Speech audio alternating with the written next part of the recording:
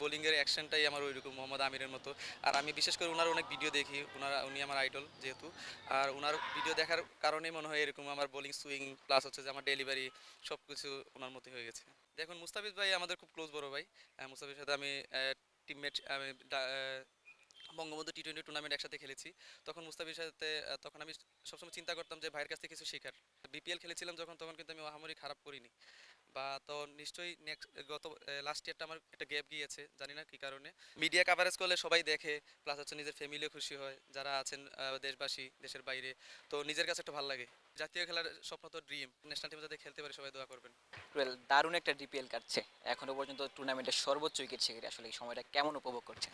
দেখুন আলহামদুলিল্লাহ অনেক ভালো উপভোগ উপভোগ করছি, কারণ নিজের সাথে একটা চ্যালেঞ্জ ছিল যে ঢাকা প্রিমিয়ার লিগে আমি হাইস্ট উইকেট টেকার হবো। কারণ যেহেতু দেখেন বিগত যে যতগুলো আমি টুর্নামেন্ট খেলেছি না কেন, তো নিজেকে ওইরকমভাবে মেলে মেলে ধরতে পারিনি। কিন্তু ইনশাল্লাহ নিজের সাথে ওইরকম চ্যালেঞ্জ ছিল, নিজের হার্ডওয়ার্কের প্রতি বিশ্বাস ছিল।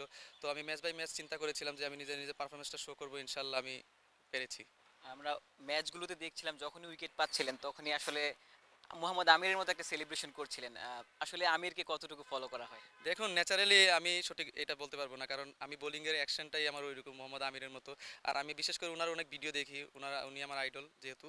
আর ওনার ভিডিও দেখার কারণেই মনে হয় এরকম আমার বোলিং সুইং প্লাস হচ্ছে যে আমার ডেলিভারি সব কিছু ওনার মতোই হয়ে গেছে।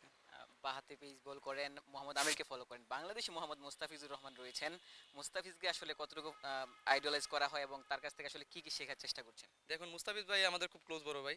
মুস্তাফিজের সাথে আমি টিমমেট, আমি বঙ্গবন্ধু টি-20 টুর্নামেন্ট একসাথে খেলেছি। তখন মুস্তাফিজের সাথে তখন আমি সবসময় চিন্তা করতাম যে ভাইয়ের কাছ থেকে কিছু শেখার।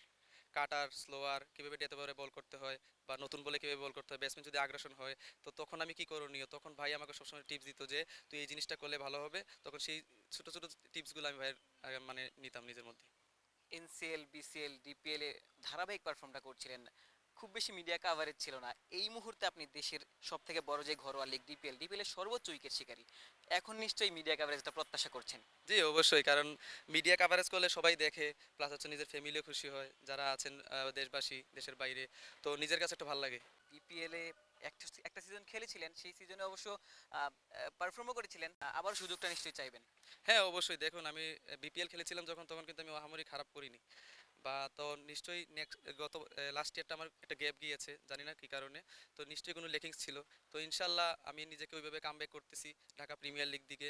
যেহেতু আমি এখন হাইয়েস্ট উইকেট টেকার আছি, আর নিজের প্রতি নিজের অনেক বিশ্বাস আছে যে আমি আবার হাইয়েস্ট উইকেট টেকারে থাকবো। নিজের পরিশ্রমটা করে যাচ্ছি, বাকিটা আল্লাহর ইচ্ছা। ডিপিএল এ পারফর্ম করছেন, বিপিএল এ সুযোগ পেলেও আসলে পারফর্ম করতে চান। আলটিমেটলি জাতীয় দলে খেলার স্বপ্নটা নিশ্চয়ই রয়েছে। অবশ্যই জাতীয় খেলার স্বপ্ন তো ড্রিম, কারণ বাংলাদেশকে অনেক কিছু দেওয়ার বাকি আছে আমার। কারণ বাংলাদেশকে যে সম্মানটা, সেই সম্মানটা যাতে আমি ধরে রাখতে পারি আর ন্যাশনাল টিমে যাতে খেলতে পারি, সবাই দোয়া করবেন।